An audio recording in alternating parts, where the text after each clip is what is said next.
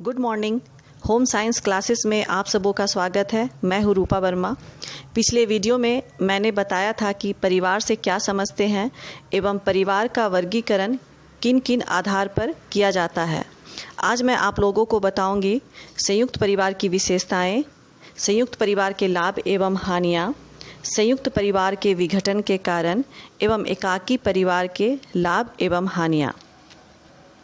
पिछले वीडियो में मैंने आप लोगों को बताया था कि संयुक्त परिवार में 9 दंपत्ति के साथ उसके माता पिता, दादा दादी, चाचा चाची, भाई भाभी और उनके संतानें रहती हैं।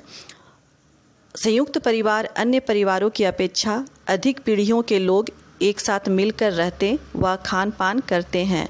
उनके आय के साधन और संपत्ति सम्मिलित होती है। अब हम देखते हैं कि संयुक्त परिवार की क्या विशेषताएं हैं। तो संयुक्त परिवार की विशेषताएं निम्नलिखित है। पहला है सामान्य आवास। बच्चों, संयुक्त परिवार के जितने भी सदस्य होते हैं वह एक घर में एक साथ रहते हैं एवं उस आवास पर परिवार के सभी सदस्यों का समान अधिकार होता है। दूसरी विशेषता है सामान्य रसोई। संयुक्त परिवार के सभी सदस्यों के लिए एक ही रसोई में भोजन तैयार होता है एवं सभी एक साथ भोजन ग्रहण करते हैं। तीसरी विशेषता है सम्मिलित अस्थायी संपत्ति व कोष। संयुक्त परिवार की अस्थायी संपत्ति पर सभी सदस्यों का समान अधिकार होता है। इसमें सभी प्रकार की आय एक सामान्य कोष में इकट्ठी की जाती है और उसी कोष से सभी तरह के खर्च किए जाते हैं। चौथा है सामान्य पूजा व धर्म कर्म। संयुक्त परिवार के सभी सदस्य एक सी धार्मिक प्रवृत्ति के होते हैं, सभी संस्कारों को सम्मिलित रूप से निभाते हैं। अब हम देखते हैं कि संयुक्त परिवार से क्या क्या लाभ है। संयुक्त परिवार से निम्नलिखित लाभ है। पहला है व्यय में बचत। संयुक्त परिवार में सभी सदस्यों के लिए एक ही जगह भोजन बनने के कारण कम खर्च होता है। मान लीजिए कि अगर किसी परिवार में 4 भाई हैं और चारों का भोजन अगर अलग अलग बनता है तो 4 चूल्हे जलते हैं, जिससे ईंधन की खपत अधिक होती है। अलग अलग भोजन बनने से समय अधिक लगता है, सामान अधिक खर्च होता है। लेकिन संयुक्त परिवार में एक साथ भोजन बनने से ईंधन की बचत होती है, समय की बचत होती है। इस तरह संयुक्त परिवार में सबसे बड़ा फ़ायदा ये है कि खर्च की बचत होती है। दूसरा है संयुक्त परिवार में धन का समान वितरण। संयुक्त परिवार में सदस्यों की आय संयुक्त आय समझी जाती है और उस पर सभी सदस्यों का समान अधिकार होता है। तीसरा है ग्रामीण क्षेत्रों में बंटवारे की कम संभावना।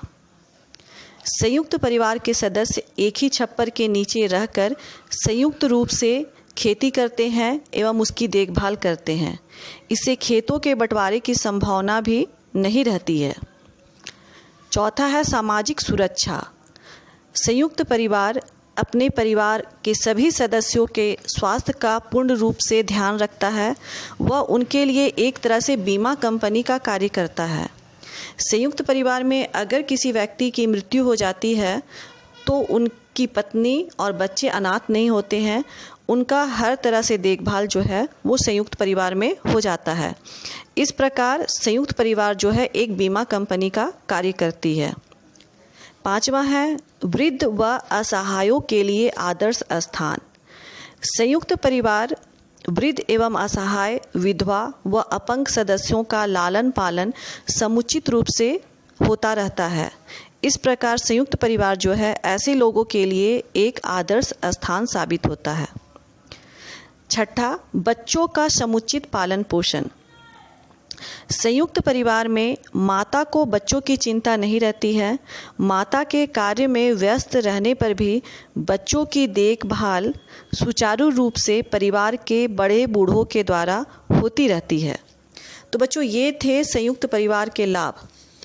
अब हम देखते हैं कि संयुक्त परिवार से क्या हानियां हैं। जिस तरह संयुक्त परिवार के कई लाभ हैं, उस तरह संयुक्त परिवार की कुछ हानियां भी हैं। पहला है आर्थिक निर्भरता।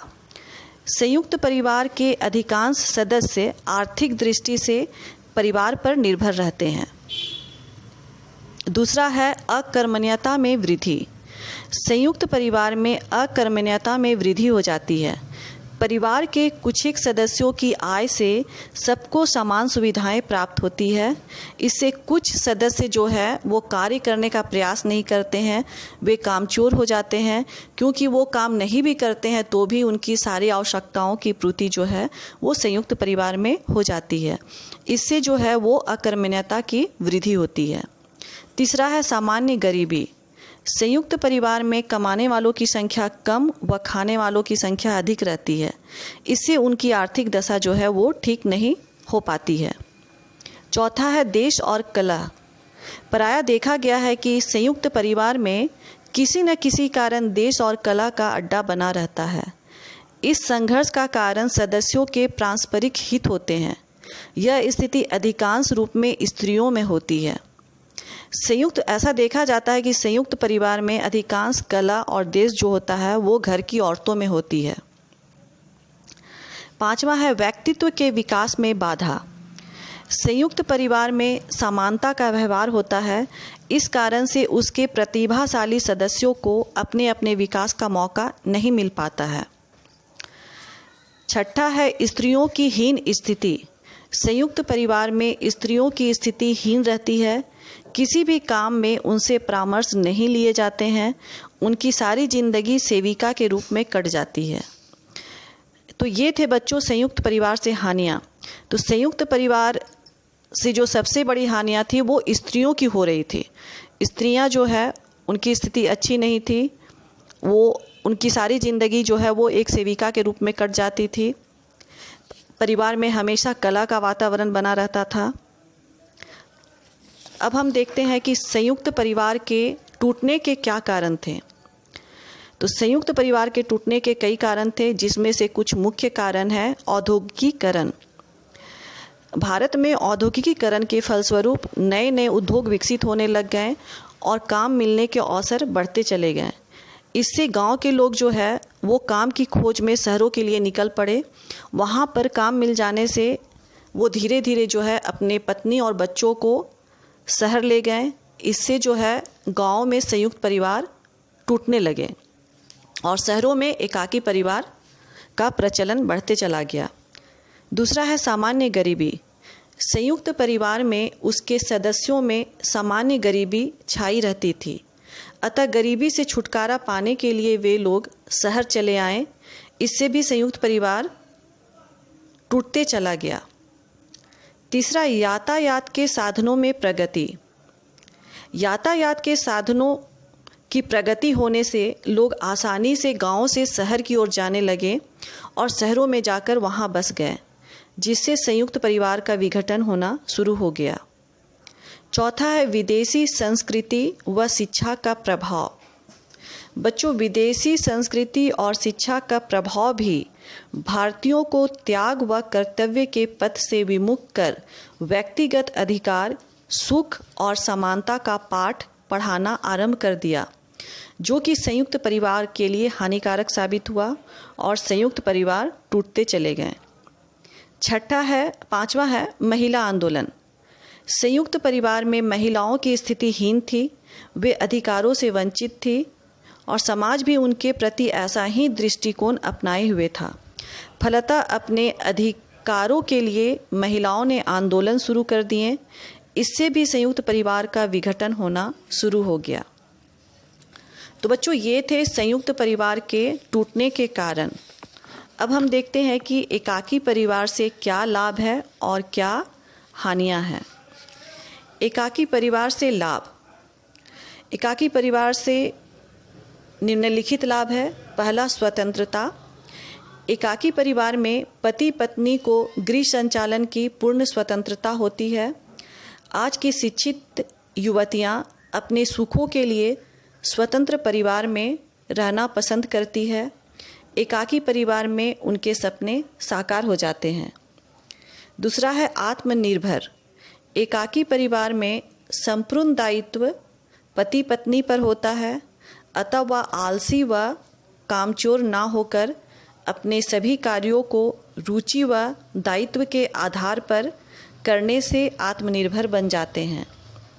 तीसरा है संबंधियों के प्रति स्नेह व प्रेम। एकाकी परिवार में संबंधियों के प्रति स्नेह व प्रेम बढ़ जाता है और आवश्यकता पड़ने पर वे परस्पर सहायता भी प्रदान करते हैं। चौथा है संतान का समुचित विकास।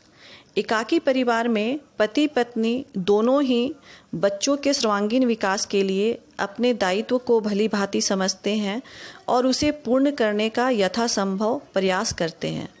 तो इस प्रकार जो है एकाकी परिवार में संतान का समुचित विकास होता है। एकाकी परिवार से हानियाँ। जिस प्रकार एकाकी परिवार से कुछ लाभ है तो उसी तरह इसमें कुछ हानियाँ भी हैं। एकाकी परिवार से निम्नलिखित हानियाँ हैं। पहला, समुचित निर्देशन व परामर्श की कमी। हमारे जीवन में कितने ही ऐसे अवसर आते हैं जब हमें अपने माता पिता व संबंधियों से परामर्श की आवश्यकता होती है।